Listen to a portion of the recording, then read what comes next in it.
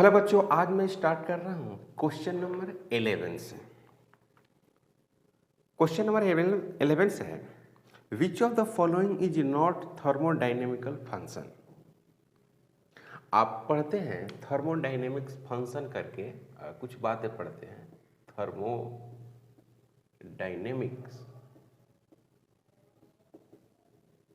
Function इस तरह से state function, thermodynamics function.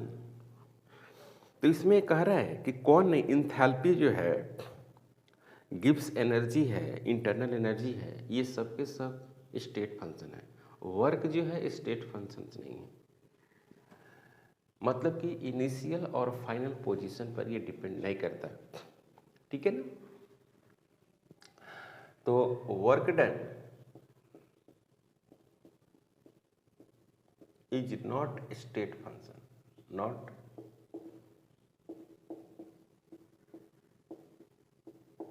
State function. तो इसका आंसर होगा बी। ऑप्शन में आपको बी दिया हुआ है, क्लियर है। तो बी 11 का बी होगा ना, स्टेट फंक्शन नहीं है। Okay, question number 12। Question number 12 जो है थ्योरेटिकल क्वेश्चन है।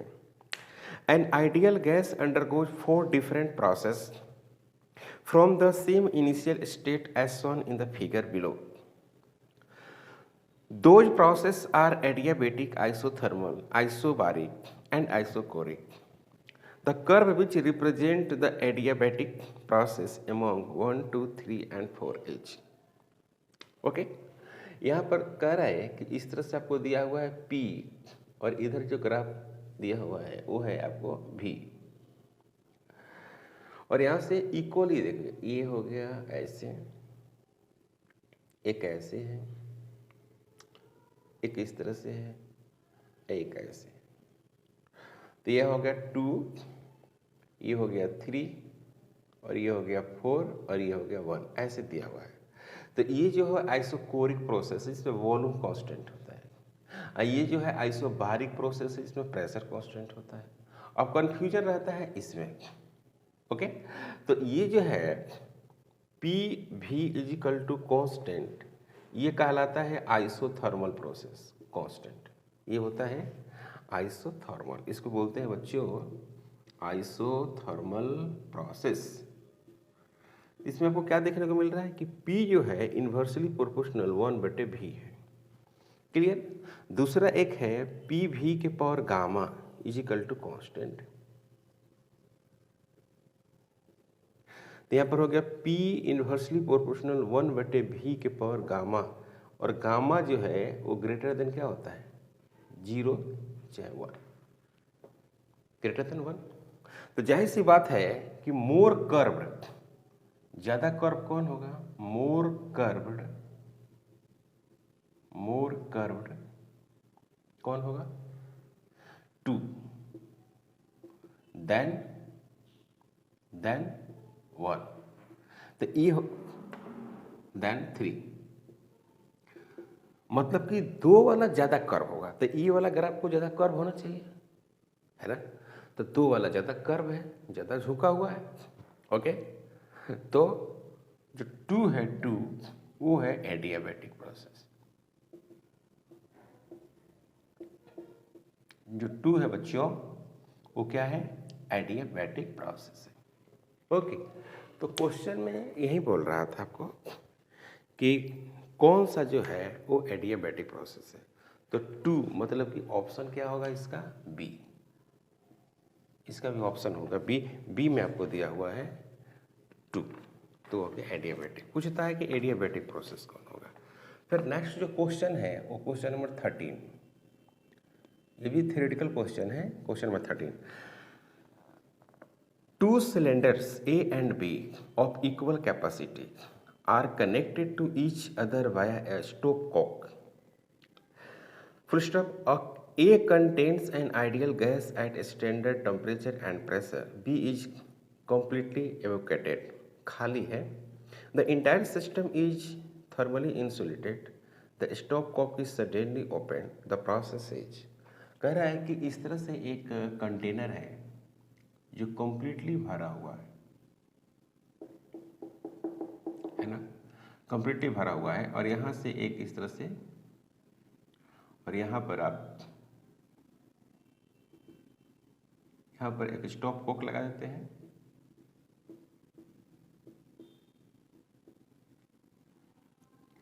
और यहाँ पर एक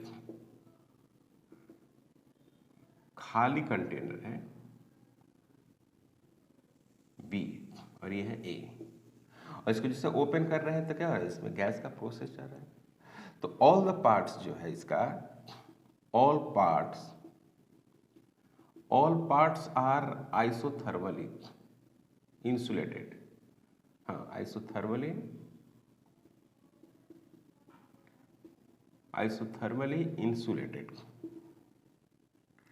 इंसुलेटेड। इसका मतलब होता है no exchange of heat, no exchange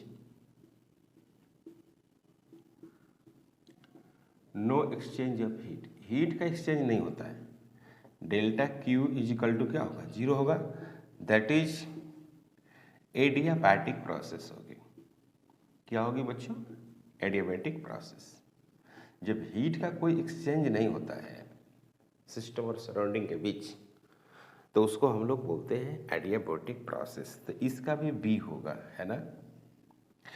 पहला का 11 का भी बी है ना, और 12 का भी बी आंसर आया, और 13 का भी क्या आया बच्चों, आंसर बी आया।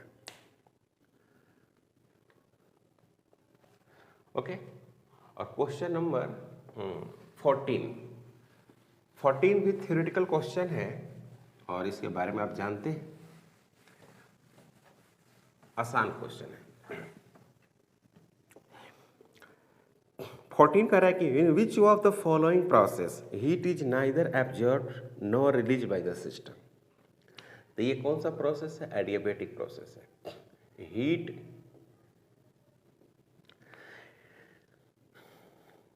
हीट इज नाइदर एब्जॉर्ब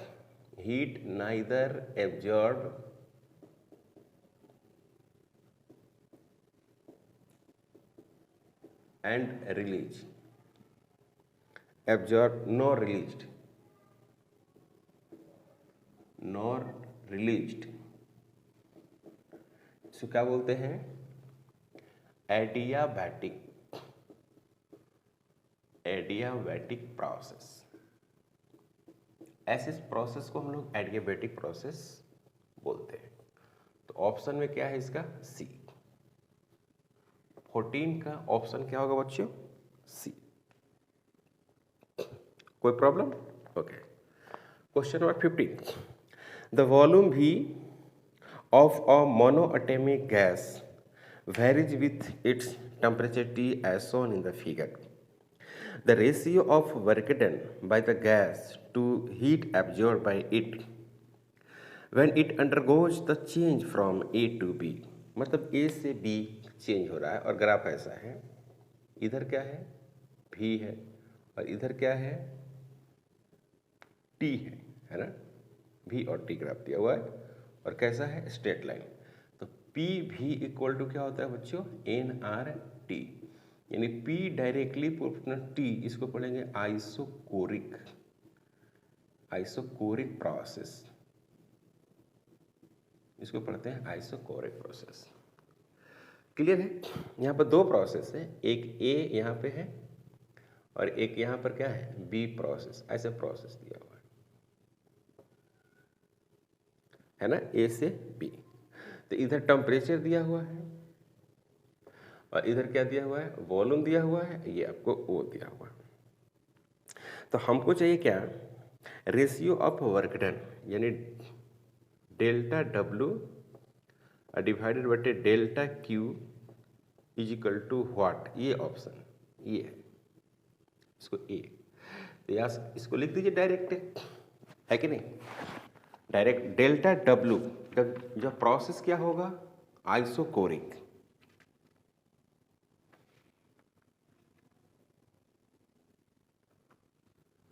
आपको भी सॉरी ऊपर में भी दिया तो आइसोकोरिक नहीं होगा ना, आइसोबारिक होगा। क्या होगा बच्चों, यहाँ पर भी डायरेक्टली प्रोपोर्शनल टी है तो प्रोसेस क्या हो गया, isobaric, not isochoric, isobaric process है।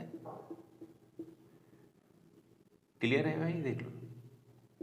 क्यों, क्योंकि आपको वॉल्यूम वर्सेस टेम्परेचर का ग्राफ दिया हुआ है। ये समझ में आ रही है आपको।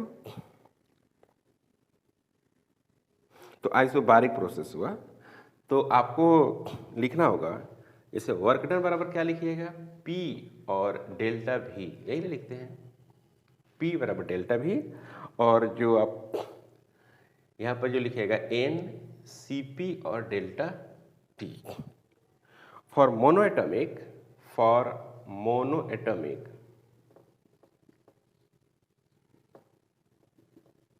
Cp इज इक्वल टू जो होता है वो है 5/2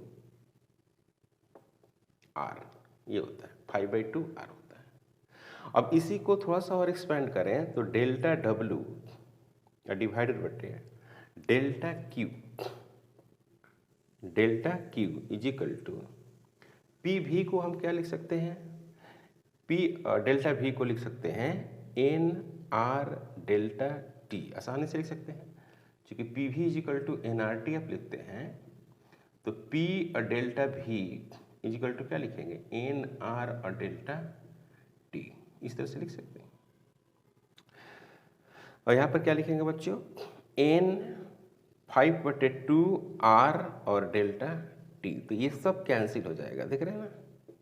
यहाँ पर बचेगा 2 डिवाइडेड बटे 5, तो डेल्टा W डिवाइडेड बटे delta Q is equal to 2 divided बटे 5, यही आंसर होगा 2/5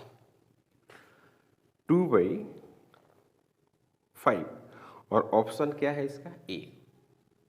ये काफी अच्छा क्वेश्चन है। ओके, 15 नंबर क्वेश्चन जो है वो आइसोबारिक प्रोसेस है, और आइसोबारिक प्रोसेस में जो वर्क टर्म हम लिखते हैं वो क्या लिखते हैं, P डेल्टा V लिखते हैं, और डेल्टा Q बराबर क्या लिखते हैं, NCP लिखते हैं, प्रेशर कांस्टेंट है, और P डेल्टा V को हम R और T के कन्वर्ट लेके चले गए और इसको सब्स्टिट्यूट कर दिए और हो गया आंसर। थर्मोडायनेमिक्स में बहुत अच्छे से आपको थ्योरी पढ़ना रहता है। अगर थ्योरी बहुत अच्छे से आप पढ़ गए हैं तो आपको सवाल काफ़ी आसानी से आप सोल्व कर सकते हैं, और काफ़ी इम्पोर्टेंट है। यहाँ से अक्सर जो है क्वेश्चन हमेशा आता है, हमेशा इसके क्वेश्चन आते रहता है। क्वेश्चन नंबर 16 नंबर क्वेश्चन है कि आपको बहुत सारे प्रोसेस दिया हुआ है और उस प्रोसेस के अकॉर्डिंग आपको क्वेश्चन सोल्व करना है। इसे क्वेश्चन नंबर 16 में है, thermodynamic process are indicated in the following diagram. अब उसको आपको मैच करना है। तो पहले तो देखिए यहाँ पर P दिया हुआ है,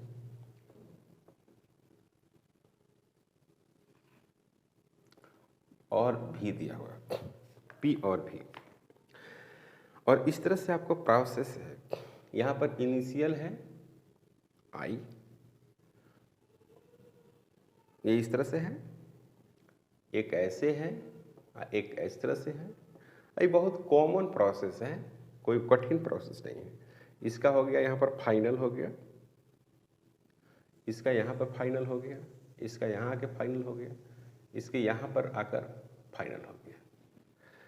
ओके, तो ये है आपको 4th नंबर है, ये है आपको 3rd है, और ये आपका 2nd है, और ये आपका 1st है। ठीक है, और टेम्परेचर भी आपको दिया हुआ है, लेकिन उतना आपको लिखने की कोई ज़रूरत नहीं है। तो देखो भाई ये काफ़ी आसान है। यहाँ पर कॉलम वाइज दिया हुआ है, जैसे कॉलम फर्स्ट दिया हुआ है, कॉलम फर्स्ट दिया हुआ है, यहाँ पर दिया हुआ है कॉलम सेकंड दिया हुआ है, सॉरी फर्स्ट और सेकंड, मैंने फर्स्ट है, ये सेकंड, इस तरह से दिया हुआ है। तो इसमें दिया हुआ है कि P जो प्रोसेस है, P प्रोसेस, यहाँ पर दिया हुआ P प्रोसेस, और इसमें फर्स्ट लिखा हुआ है P प्रोसेस, और यहाँ पर फिर क्या लिखा हुआ है, क्यू लिखा हुआ है और प्रोसेस सेकेंड दिया हुआ है, फिर कोड लिखा हुआ है आर प्रोसेस और ये हो गया थर्ड, फिर उसके बाद एस लिखा हुआ है प्रोसेस और उसके बाद लिखा हुआ है फोर्थ। ओके, अब इसमें आपको सही सही सेलेक्ट कर लेते हैं। तो जैसे आप अब इसमें लिखा हुआ है, जैसे ए लिखा हुआ है, बी लिखा हुआ है,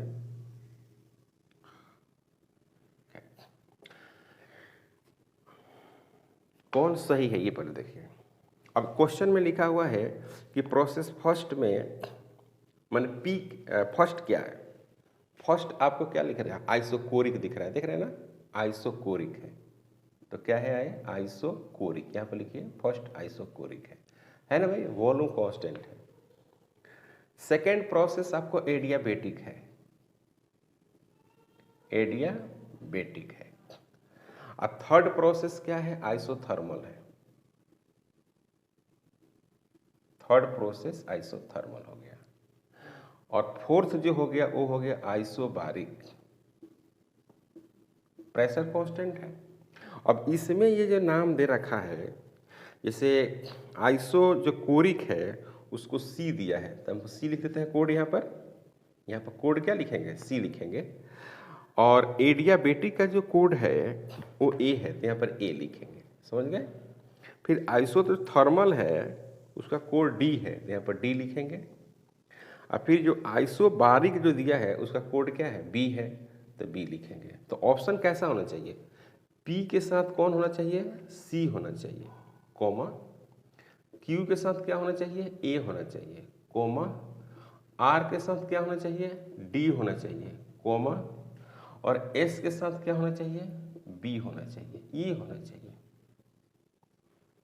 समझ में आया। तो आपको ऑप्शन देखिए, पहला ऑप्शन पी से सी गया है, क्यू से ए गया है, आर से डी गया है और एस से बी गया है, तो इसका पहला ही ऑप्शन होगा।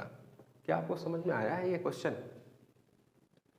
बोलो भाई, क्वेश्चन आपको समझ में आया है, काफी अच्छा क्वेश्चन है, ठीक है, कोई डाउट, यहाँ तक कोई प्रॉब्लम नहीं। चलिए नेक्स्ट क्वेश्चन करते हैं, क्वेश्चन नंबर 17 काफी इंपॉर्टेंट क्वेश्चन है और कई बार ये क्वेश्चन एग्जाम में अगर पूछता है। 1 mole of an ideal monoatomic gas undergoes a process described by the equation PV के power 3 is equal to constant. The heat capacity of the gas during this process is, देखिए यहाँ पर क्या है कि PV के power 3 is equal to constant है, clear. या आप ऐसा कहिए कि PV के power n is equal to constant, ऐसे।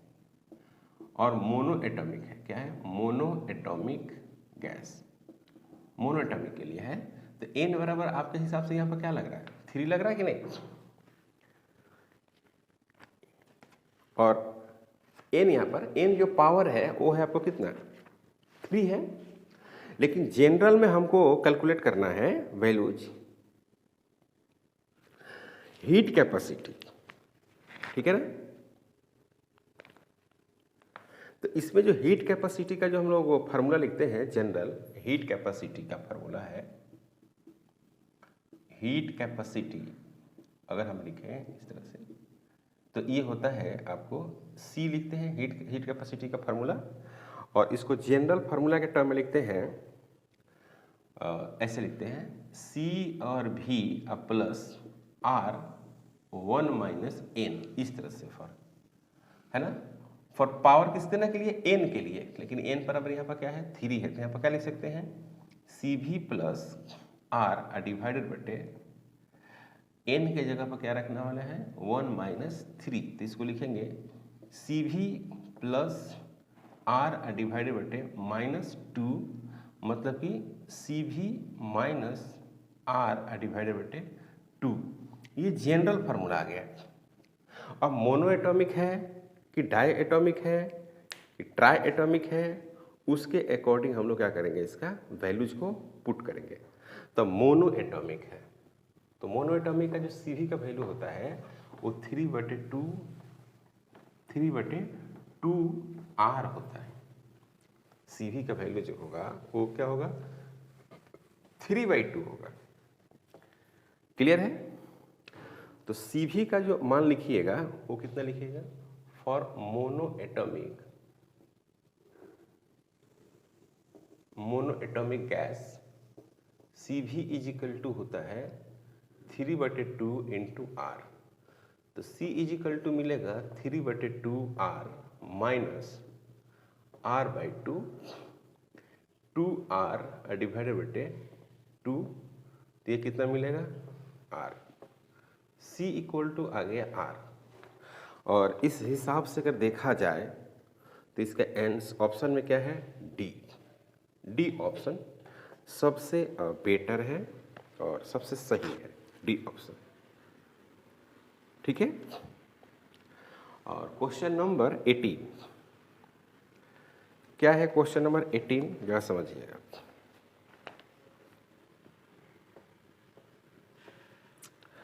अ gas is compressed isothermally. Isothermally एक मतलब कि गैस को कंप्रेस किया जाता है to half its initial volume.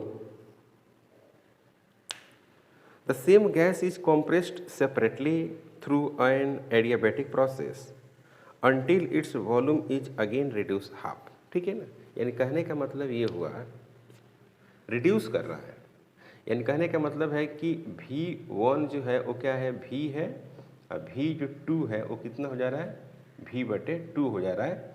In both condition, both दोनों में, बोथ आइसोथर्मल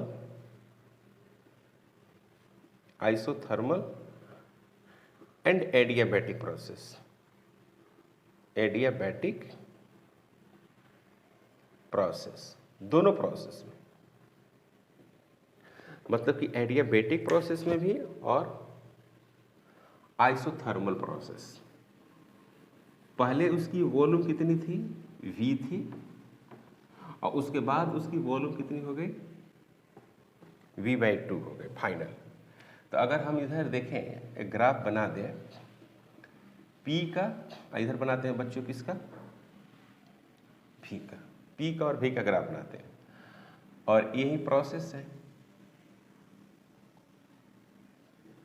ऐसे। तो पहले यहां पर कितना था, V था, अब कहां चला गया ये, अब चला गया ये V/2 पर चला गया। समझ में आ रहा है? तो ये वाला जो ग्राफ है आपको पता है आइसोथर्मल का ग्राफ होता है, आइसोथर्मल। ये वाला जो ग्राफ है वो पता है आपको एडियाबैटिक का होता है, एडियाबैटिक।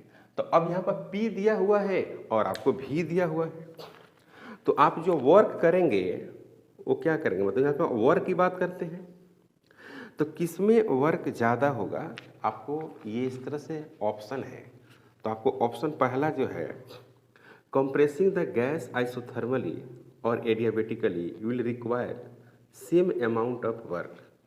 कह रहा है कि सेम अमाउंट ऑफ वर्क दोनों में होगा, तो ये तो ऑप्शन गलत है, क्योंकि अलग अलग एरिया कवर कर रहा है, जो भी है एरिया क्या है, अलग अलग कवर कर रहा है।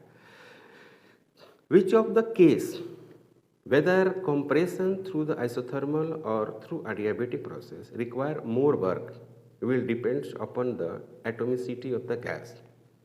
कह रहा है कि दोनों जो है वर्क जो है वो डिपेंड किस बात पर करती है, कि एटोमिसिटी पर डिपेंड करती है। नहीं, ये तो होता है PV के पावर गामा, ये होता है, इसका इक्वेशन क्या होता है, PV के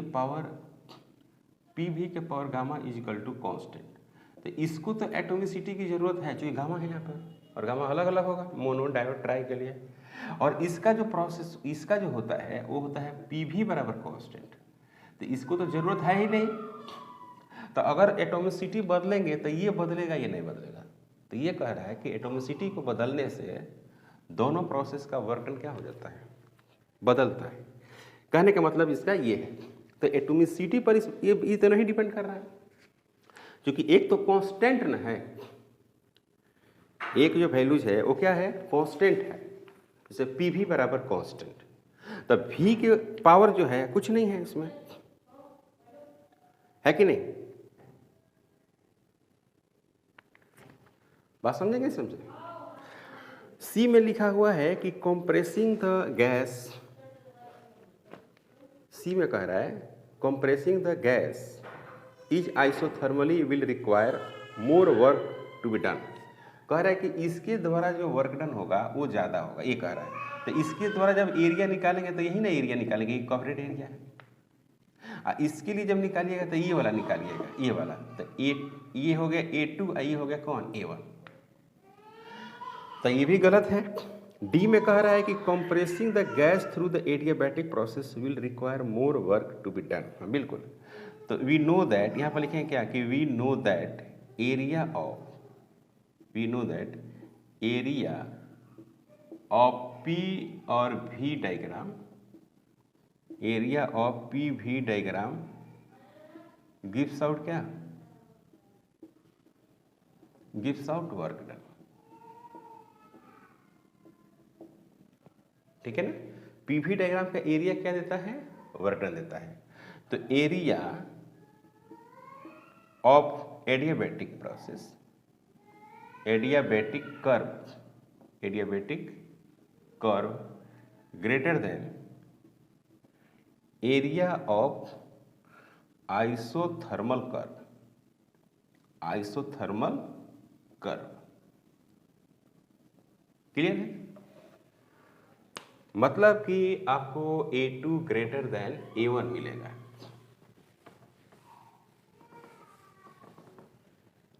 क्लियर बच्चे? तो यहां पर मिलने वाला है कि A2 ग्रेटर देन A1, तो W एडियाबैटिक ग्रेटर देन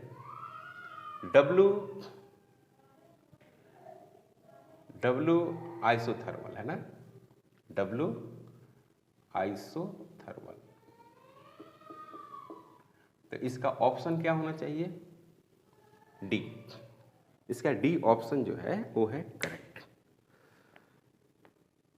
कोई doubt? Question number 19, question number 19। An ideal gas is compressed to half its initial volume by means the several process. Which of the process results is the maximum work is done on the gas? कहने कि एक ideal मतलब कि बहुत सारे process है इसमें। कहने का मतलब है कि इस तरह से होगा, इस तरह से। ये P हो सकता है और ये क्या हो सकता है? V हो सकता है।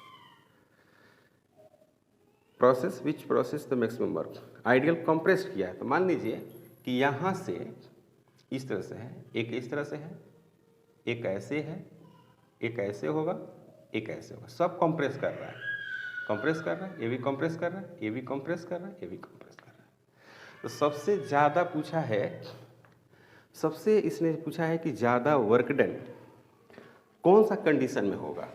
तो आपको पता है कि जिसकी एरिया ज़्यादा होती है, जो ज़्यादा एरिया कवर करता है, उसी का वर्क डन ज़्यादा होगा।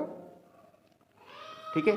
तो ये देखो, ये तो ये वाला एरिया कवर करेगा, ये वाला, तो इसका नाम है, इसका नाम रखते हैं W1।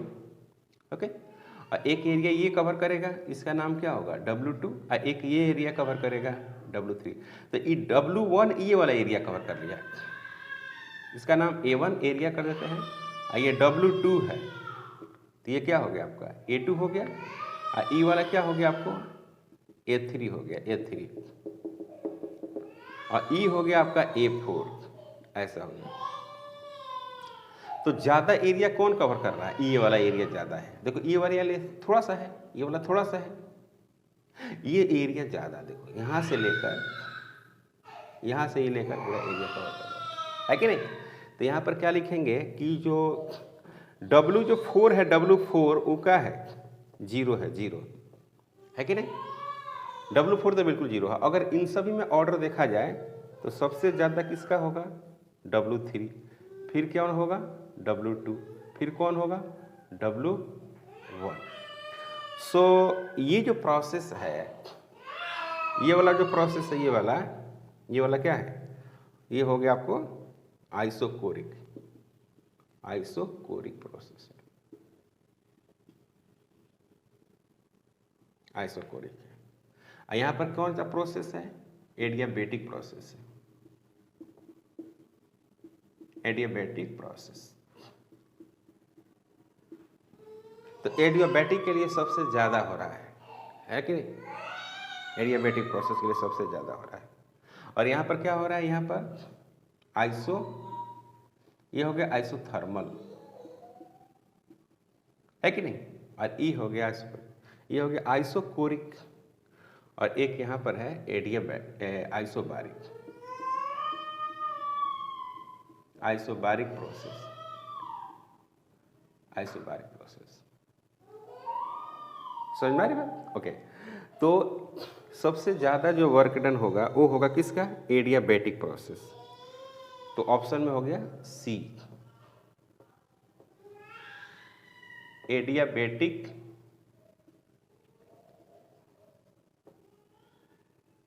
प्रोसेस। ठीक है ना? काफी अच्छा क्वेश्चन था ये, है ना? तो जिसका एरिया ज़्यादा कवर करेगा वो होगा। मिटाते हैं इसको। और क्वेश्चन नंबर 20, क्वेश्चन नंबर 20 काफ़ी अच्छा क्वेश्चन है।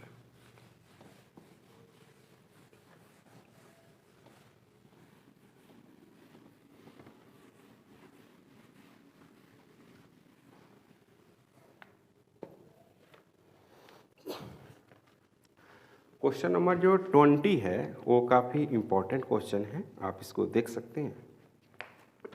ये कई एग्जामों में पूछा है, इस तरह से बहुत सारे एग्जाम में पूछा है। तो क्वेश्चन नंबर 20 जो है, पहले देख लीजिए, समझ लीजिए क्वेश्चन को। Figure below show 2 paths that may be taken by a gas to grow from a state A to state C. In process AB, 400 joule of heat is added to the system, and the process BC, 100 joule of the heat is added to the system. The heat absorbed by the system in the process AC. मतलब कहने का मतलब है कि आपके पास 3 process दिया हुआ है, इस तरह से आपको प्रोसेस दिया हुआ है।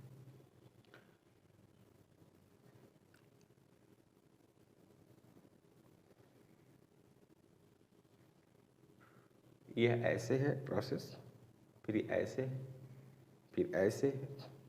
तो यहाँ पर क्या हो गया? यहाँ पर हो गया B, यहाँ पर हो गया C, और यहाँ पर क्या हो गया? आपको A हो गया।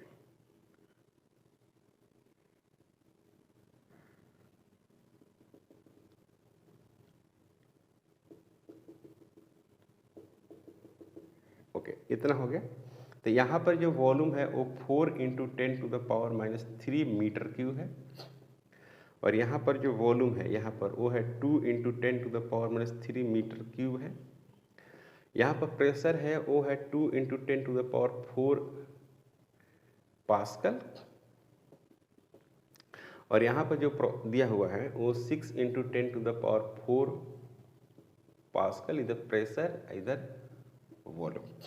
ओके, अब देखिए क्या क्या दिया हुआ है आपको। क्यू ए बी दिया हुआ है, या डेल्टा क्यू कहिए, ए से बी आपको दिया हुआ है, डेल्टा क्यू बी से सी भी दिया हुआ है, और डेल्टा क्यू ए से आपको सी चाहिए, ये सवाल है।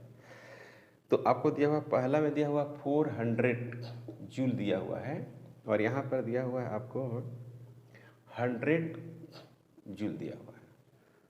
ओके, तो आपको बताना है कि एसी में कितना वर्क डन लगेगा। तो सबसे पहली बात ये है कि ए से सी एक पाथ है, और फिर दूसरा भी एक ए से सी पाथ, इसमें 2 पाथ्स आपको दिए हुए हैं। अब देख रहे होंगे ध्यान से आप देख रहे होंगे कि 2 पाथ आपको दिया हुआ है। तो सबसे पहली बात कि इंटरनल एनर्जी जो होता है, अगर इंटरनल एनर्जी की बात करें, इंटरनल एनर्जी, तो ए बी और सी जो है वो इंटरनल एनर्जी ए सी ये दोनों बराबर होगा। एक और इसमें बात आपको देखने को मिल रहा होगा कि जो ए से जो बी जा रहा है, डब्लू है, ए बी, वो क्या हो रहा है? 0 हो रहा है। तो डेल्टा जो क्यू होता है, डेल्टा क्यू, ध्यान दीजिएगा, डेल्टा क्यू बराबर जो होता है वो delta W plus delta you होता है, जैसा कि आप जानते हैं। ओके, तो इंटरनल एनर्जी की अगर हम बात करें यहाँ पर, तो यहाँ पर अगर हम बात करें ए से बी की बात करते हैं, तो ए से बी में वर्क डन क्या हो जाएगा, जीरो हो जाएगा। कैसे, देखिए, ए से आप बी बात कर दीजिए, यहाँ से ए से बी कर दीजिए, यहाँ भी ए से बी कर दीजिए, है ना। तो ये हो गया आपको ए से बी, देखिए ए से बी दिया हुआ 400, बिल्कुल, यहाँ पर हो गया जीरो, यहाँ पर हो गया क्या, यू ए से बी आपको मिल गया। तो डेल्टा जो यू है ए से बी कितना हो गया, 400 जूल हो गया। यहाँ तक कोई डाउट नहीं है।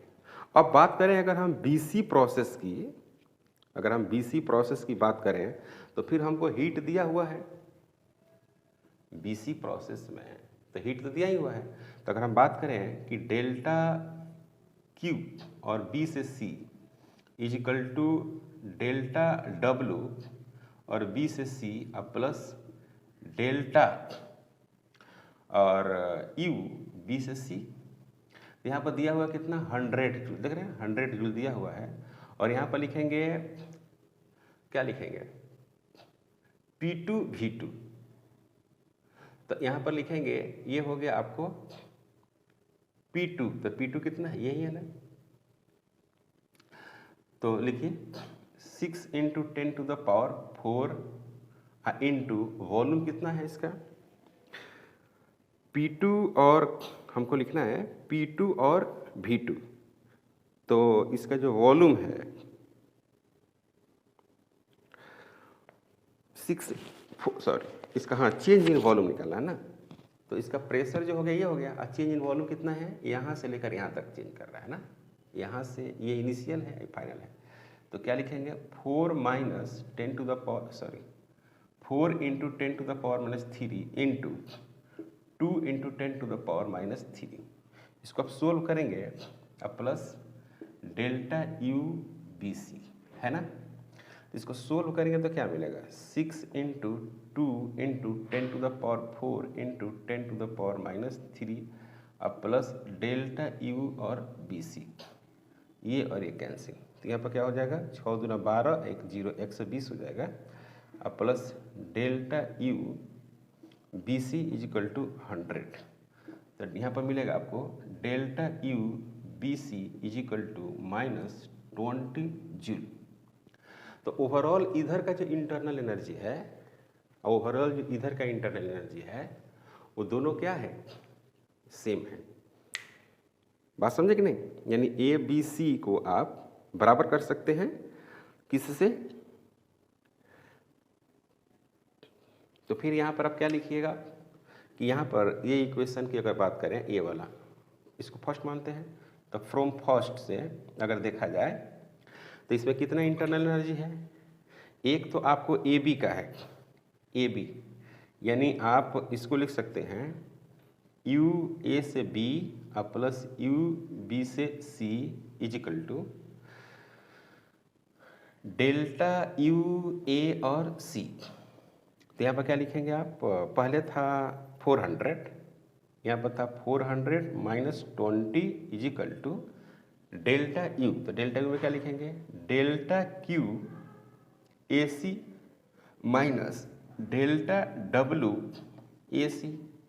तो ये कितना मिलने जा रहा है बच्चों, ये कितना मिलेगा, ये मिलेगा आपको 380 is equal to delta Q A C minus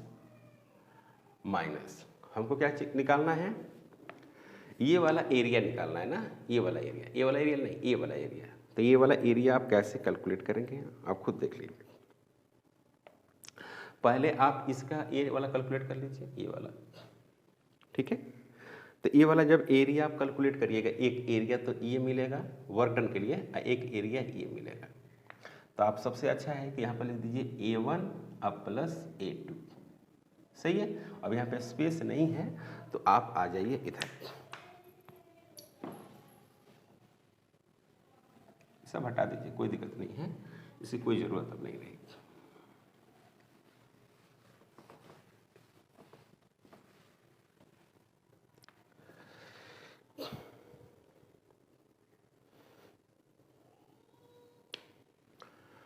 अब यहाँ पे है, ध्यान दीजिएगा, इसकी एरिया निकालते हैं। 3LT डेल्टा क्यू ए और C is equal to equal to minus इसका एरिया निकालते हैं A1 का। तो A1 का एरिया निकालेंगे तो 2 × 10⁴ हाइट है, इंटू ये वाला वैल्यू 4 × 10⁻³ माइनस 2 × 10⁻³ ओके। अब प्लस 1/2 अब बेस यही है, बेस ये वाला है, तो क्या लिखेंगे 4 × 10⁻³ माइनस 2 × 10⁻³ इंटू हाइट। तो यहाँ से यहाँ कितना हाइट है, तो 6 × 10⁴ माइनस 2 × 10⁴ ये हाइट हो गया। देख रहे, तो यहाँ पर क्या मिलेगा 380 is equal to delta Q A और सी माइनस, इसको आप सोल्व करेंगे तो कितना हो जाएगा, यहाँ 2 आएगा तो 4 40 हो जाएगा। समझ रहे हैं, यहाँ से 2 आएगा ना, पावर है 40 हो जाएगा, प्लस 1/2 यहाँ पर 2 मिलेगा, 2 × 10⁻³ मिलेगा, और यहाँ पर क्या मिलेगा 4 मिलेगा, 10⁻ कितना मिलेगा 4 मिलेगा। तो ये और ये कैंसिल कर देते हैं ना, तो यहाँ पर क्या मिलेगा डेल्टा क्यू ए और सी माइनस, यहाँ पर क्या मिलेगा बच्चों 40 प्लस, तो यहाँ पर क्या मिलेगा 40, यहाँ भी 40 यहाँ भी 40, सही है, देख लो भाई सही है ओके। तो यहाँ पर क्या मिलने वाला है delta Q A C minus 80 और 380, तो यहाँ पर क्या मिलेगा delta Q A C is equal to 380 plus 80, तो ये होगा 0, 8 8 16 और एक 16 ये हो गया 4, इतना जूल होगा। मतलब कि आंसर जो आएगा आपका 460 जूल आएगा, और ये ऑप्शन है ए। क्या है बच्चों,